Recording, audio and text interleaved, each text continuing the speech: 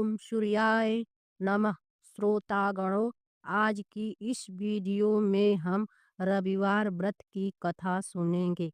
सभी मनोकामनाएं पूर्ण करने वाले और जीवन में सुख समृद्धि, धन संपत्ति और शत्रुओं से सुरक्षा हेतु सर्वश्रेष्ठ व्रत रविवार की कथा इस प्रकार से है।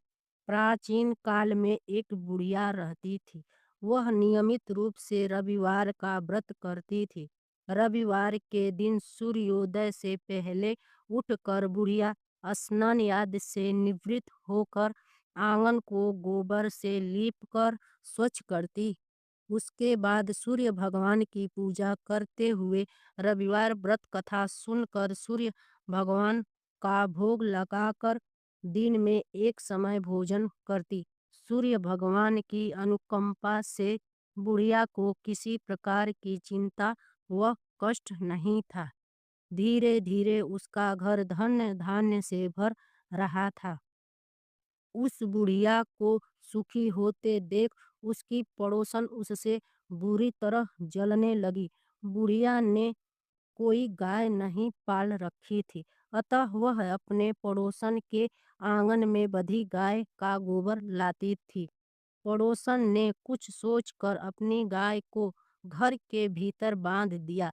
रविवार को गोबर न मिलने से बुढ़िया अपना आंगन नहीं लीप सकी।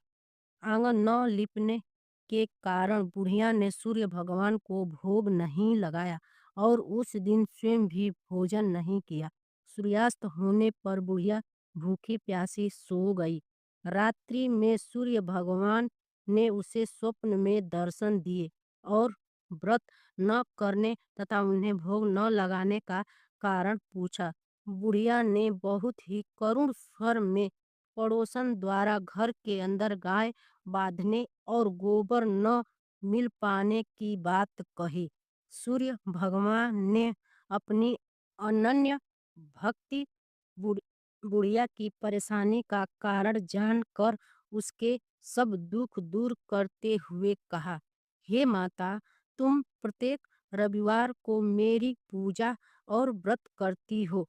मैं तुमसे अति प्रसन्न हूँ और तुम्हें ऐसी गाय प्रदान करता हूँ जो तुम्हारे आंगन को धन्य धान्य से भर देगी।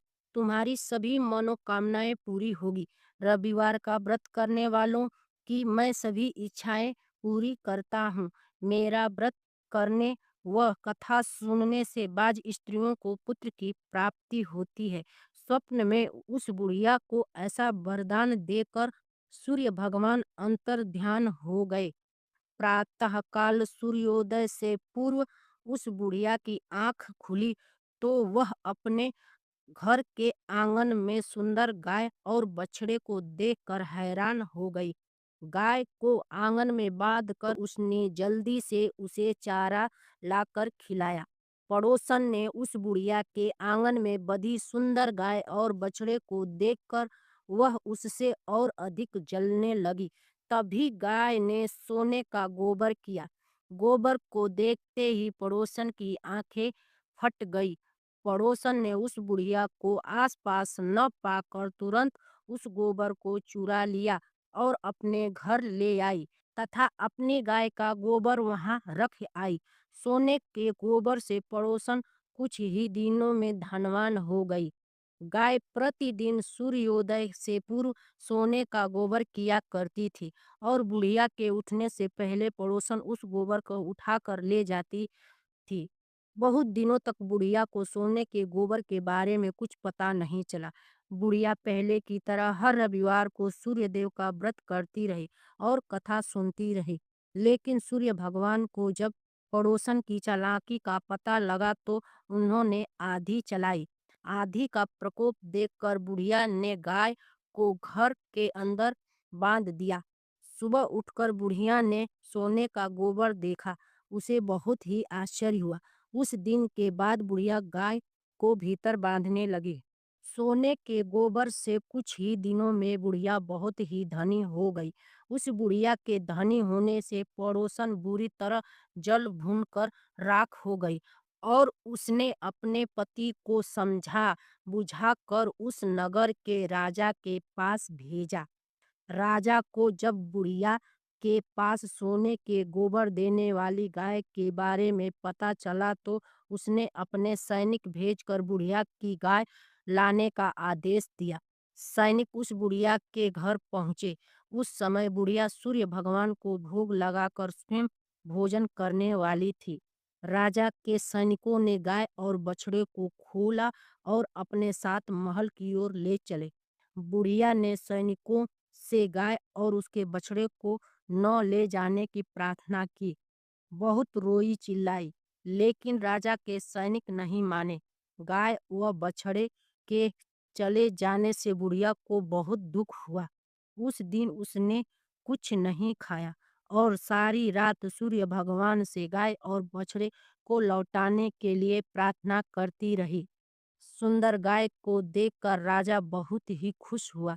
सुबह जब राजा ने सोने का गोबर देखा तो उसके आश्चर्य का ठिकाना न रहा।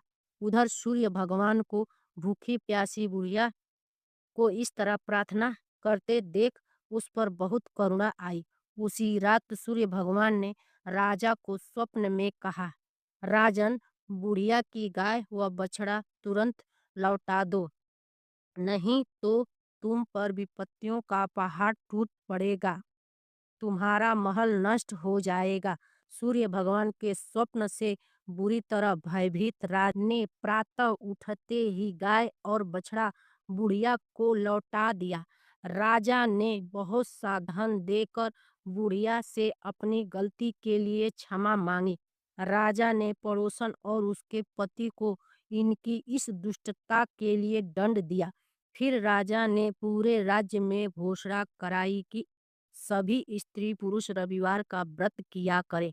रविवार का व्रत करने से सभी लोगों के घर धन्य धान्य से भर गए। चारों ओर खुशहाली छा गई। सभी लोगों के शारीरिक कष्ट दूर हो गए। राज्य में सभी स्त्री पुरुष सुख पूर्वक जीवन यापन करने लगे। ओम सूर्याय नमः।